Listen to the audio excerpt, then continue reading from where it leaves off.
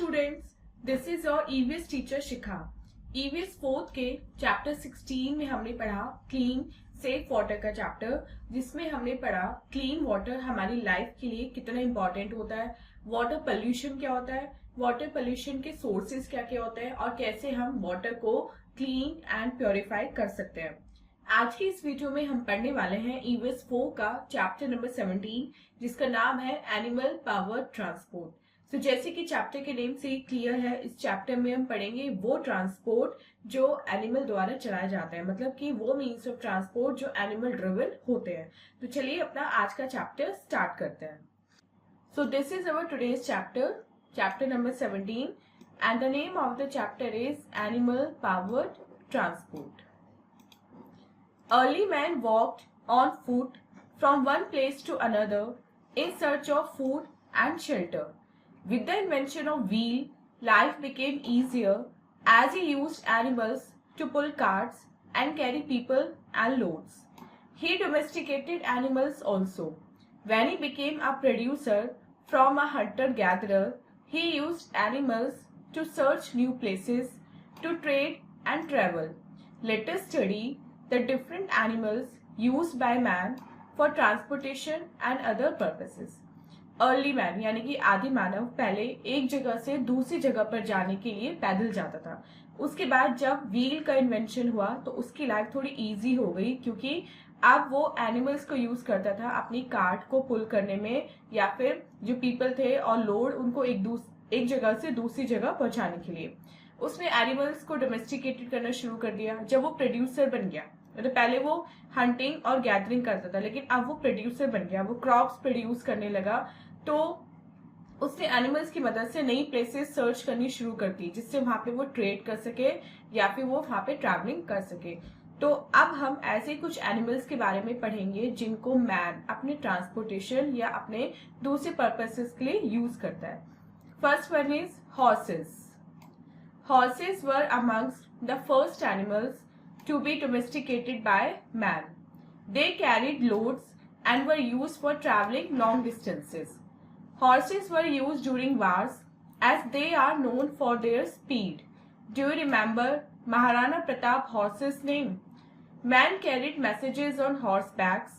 Horses pulled the royal chariots in the processions. So, horses उन first animals में से थे जिनको मैन ने डोमेस्टिकेट किया था। वो लोड कैरी करते थे और एक जगह से दूसरी जगह जब बहुत लंबी दूरी होती थी वो कवर करते थे। हॉर्सेस को जब युद्ध होते थे ये वॉर होते थे तब भी यूज किया जाता था, क्योंकि उनकी स्पीड बहुत ज्यादा अच्छी होती थी, वो भागने में बहुत ज्यादा अच्छे होते हैं। आप वो यहाँ पे आपसे पूछ रहे हैं कि क्या आपको महाराणा प्रताप के हॉर्स का नाम याद है? Man carrying messages on horse back. पहले जमाने में घोड़े पर सवार होकर जो राजा के सेवक होते थे, दूत होते थे, वो एक जगह से दूसरी जगह पे मैसेज को ट्रांसफर करते थे। और जो हॉर्सेस थे वो रथ में भी यूज किए जाते थे। जो महाराजाओं का जुलूस निकलता था, प्रोसेशन निकलता था, उसमें जो रथ चलाए जाते थे वो भी हॉर्सेस के द्वारा ही चलाए जाते थे। Horses are now used for carrying tourist on hill stations like Nainital and Shimla. Horse-pulled cart is a common sight and a pleasure ride on the beaches of Mumbai. A buggy is a horse carriage with 4 wheels pulled by 2 more horses. Horses are used by the army and police. A mare carries the bridegroom to the bride's place. Horses' shoes protect the hoofs of the horse. Horse को tourist places जैसे कि शिमला या नैनीताल में भी use किया जाता है, जो टूरिस्ट को एक जगह से दूसरी जगह पे घुमाते हैं। मुंबई के बीचेस पे भी हॉर्सेस का यूज किया जाता है। जो बग्गी है उसका यूज किया जाता है टूरिस्ट को घुमाने के लिए। बग्गी क्या होती है? बग्गी एक हॉर्स ड्रिवन कैरेज होती है जिसमें 4 पहिए होते हैं और उसको चलाने के लिए भी 2 हॉर्सेस का यूज किया जाता है। हॉर्स आर्मी और पुलिस में भी यूज किए जाते हैं। और जो घोड़ी होती है वो क्या करती है? हिंदू कल्चर में जो दूल्हा है वो घोड़ी पे बैठ के ही शादी में जाता है। So horse shoes protect the hoofs of the horse. और जो घोड़े होते हैं उनके जो हूफ्स होते हैं उनको कौन प्रोटेक्ट करता है? हॉर्स शूज प्रोटेक्ट करते हैं। मतलब आपने देखा होगा कि घोड़े के जो पैर होते हैं उस पर एक आयरन का कुछ एक नाल टाइप लगी होती है जो उनके पैरों को डस्ट से या फिर किसी और हार्मफुल मटेरियल से प्रोटेक्ट करते हैं। Next is camel. Camel is the ship of the desert. It is used in deserts to carry people and loads. It can easily withstand the adversities of a desert. It can live without food and water for many days. Its padded feet allows it to move easily on sand. Caravans are long lines of camels traveling together in a desert. Traders and merchants transport goods in caravans for trade. Nomadic tribes also use camels for movement in deserts. The camel festival celebrated in Rajasthan begins with a colorful procession of decorated camel. So camel को desert का ship भी कहा जाता है क्योंकि ये desert में people और लोड को कैरी करने के लिए यूज किया जाता है. ये डेजर्ट की जो एडवर्स कंडीशंस होते हैं उसको बखूबी झेल लेता है. ये बिना फूड और वाटर के काफी दिन तक जिंदा रह सकता है. इसके जो पैडेड फीट होते हैं वो उसको रेत में चलने में हेल्पफुल होते हैं. कारवांस क्या होते हैं? कारवां लॉन्ग लाइन ऑफ कैमल्स होती है जो एक साथ डेजर्ट में चल रहे होते हैं, line by line, row by row. आप इस कारवा कौन बनाते हैं? ट्रेडर्स और मर्चेंट्स जो है, जिनको अपने गुड्स दूसरी जगह पे ट्रांसपोर्ट करने होते हैं और जिनके ट्रैवलिंग के बीच में डेजर्ट पड़ता है, वो लोग कारवा में मिल होके चलते हैं. क्योंकि जो डाकू थीव्स हैं वो सिंगल पर्सन पे हमला कर सकते हैं, जबकि कारवा पे हमला करने की जल्दी से किसी की हिम्मत नहीं होती. जो नोमैडिक ट्राइब्स होती हैं, जो आदिवासी ट्राइब्स होती हैं, नोमैडिक मतलब जो एक जगह से दूसरी जगह पे घूमती रहती है with their family, with their animals. ऐसी ट्राइब्स जो है वो भी डेजर्ट में मूवमेंट करने के लिए क्या यूज करती है? कैमल का यूज करती है. और जो राजस्थान में कैमल फेस्टिवल होता है वो भी सबसे पहले कैमल के प्रोसेशन से ही स्टार्ट होता है. Next is a take a break activity. अब देखते हैं इस टेक अ ब्रेक एक्टिविटी में हमें क्या करना है.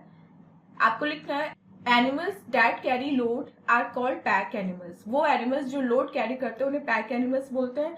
ऐसे 3 पैक एनिमल्स का आपको यहाँ पे नेम लिखना है. Animals that pull carts, plough fields and draw water are called draught animals. जो एनिमल्स कार्ट को पुल करते हैं, फील्ड को प्लो करते हैं और वाटर को ड्रॉ करते हैं, ट्यूबवेल्स वगैरह, उनको बोला जाता है ड्रॉट एनिमल.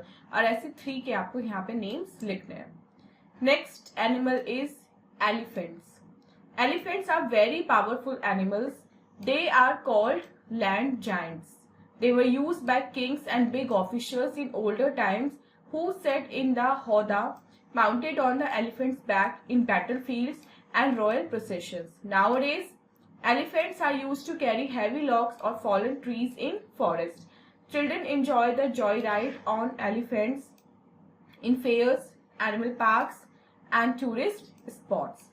सो एनिमल सबसे ज्यादा पावरफुल एनिमल होते हैं, इसलिए इनको लैंड का, धरती का मतलब जमीन का जायंट भी कहा जाता है. पहले जमाने में वो राजाओं और बड़े बड़े जो ऑफिशियल्स होते थे उनके द्वारा यूज किए जाते थे, जो उनके ऊपर बैठते थे. मतलब जो हौदा होता है, जो गद्दी होती है, उस पर बैठते थे और रॉयल प्रोसेशन निकालते थे, या फिर वो बैटल फील्ड में निर्देश देते थे अपनी सेना को हाथी के ऊपर बैठ के. आजकल के जमाने में एलिफेंट का यूज जो गिरे हुए पेड़ होते हैं, ये लॉक्स ऑफ वुड होते हैं, उनको एक जगह से दूसरी जगह ले जाने के लिए किया जाता है. और जॉय राइड में, फेयर वगैरह में जो बच्चे होते हैं वो भी एनिमल राइड करके, एलिफेंट राइड करके स्पेशली काफी ज्यादा खुश होते हैं. Next is mules, asses, donkeys. Mules, asses and donkeys are slow moving animals. They are used for carrying stones, bricks and sacks of soil in hilly areas as they are very sturdy. They also help in transportation of equipment and rations by the army in mountains. They are called beasts of burden. They are used as means of transport by poor people. ऐसे mules, assess और donkey's जो होते हैं वो slow moving animals होते हैं, लेकिन इनको स्टोन कैरी करने में, ब्रिक कैरी करने में, या फिर जो मिट्टी होती है उसके जो बोरे होते हैं उसको कैरी करने में यूज किया जाता है, क्योंकि ये बहुत स्टर्डी होते हैं. स्टर्डी मतलब ये बहुत मजबूत होते हैं, उनको ट्रांसपोर्टेशन में यूज किया जाता है. इसलिए इनको, क्योंकि ये बोझा उठाने के काम आते हैं, इसलिए इनको बीस्ट ऑफ बर्डन कहा जाता है.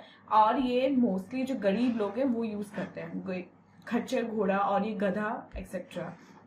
Next is a tune up section. देखते हैं ट्यूनअप सेक्शन में हमें क्या करना है. Observe some animal driven vehicles on the road. Do you find the treatment of people riding using them fair discuss. अब आपको रोड पे चलते हुए कुछ एनिमल ड्रिवन व्हीकल्स को ऑब्जर्व करना है और ये भी देखना है कि जो उनके जो मालिक हैं, जो उनके ड्राइवर है, जो उनको ड्राइव कर रहे हैं, क्या वो उनके साथ फेयर ट्रीटमेंट कर रहे हैं या नहीं. Next topic is taking care of animals. Animals की देखभाल हमें कैसे करनी चाहिए। Just as we get tired after a laborious day, in the same manner, animals also get exhausted and feel pain. They too are living creatures but cannot speak. We must take care of their feelings and needs.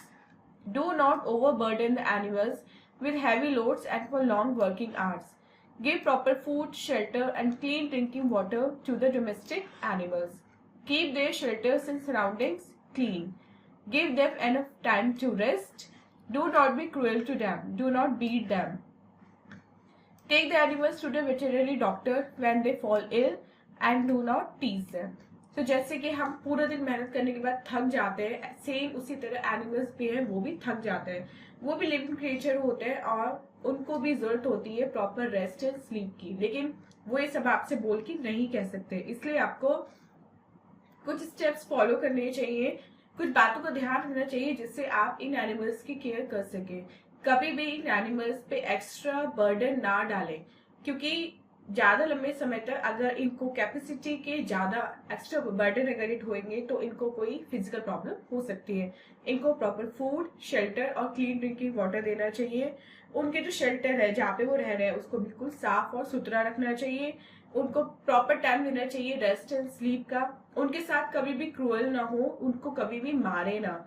Take the animals to the veterinary doctor, और animal को veterinary doctor के पास लेके जाए अगर वो बीमार है तो, और उनको परेशान ना करें। So student, this was our chapters explanation regarding animal driven vehicles. I hope आपको horses, mules, elephant and camel, इन सब का कॉन्सेप्ट और इनकी हमारी लाइफ में इंपॉर्टेंस अच्छे से समझ में आ गई होगी। अब चलते हैं अपने एक्सरसाइज पार्ट की तरफ और देखते हैं एक्सरसाइज में हमें क्या सॉल्व करना है। First is tick the correct option, a part. इसमें फर्स्ट क्वेश्चन देखते हैं। Early man moved from one place to another in search of. Early man पहले घूमता था किस लिए? फूड एंड शेल्टर दोनों के लिए। C option is correct. Second, was the first animal to be domesticated by man? Horse. Third, festival is held in Rajasthan. Option A, Camel Festival. Fourth, kings in early days sat on the backs of elephants. Next is B part. Define the following. आपको इनको define करना है। बुग्गी को define करना है, कारवा को and हौदा को। सो student, this was our chapters explanation. I hope आपको कंप्लीट चैप्टर अच्छे से क्लियर हो गया होगा and this was our today's video. मिलते हैं अपनी नेक्स्ट वीडियो में इससे नेक्स्ट चैप्टर की एक्सप्लेनेशन के साथ। Till then, take care, bye bye.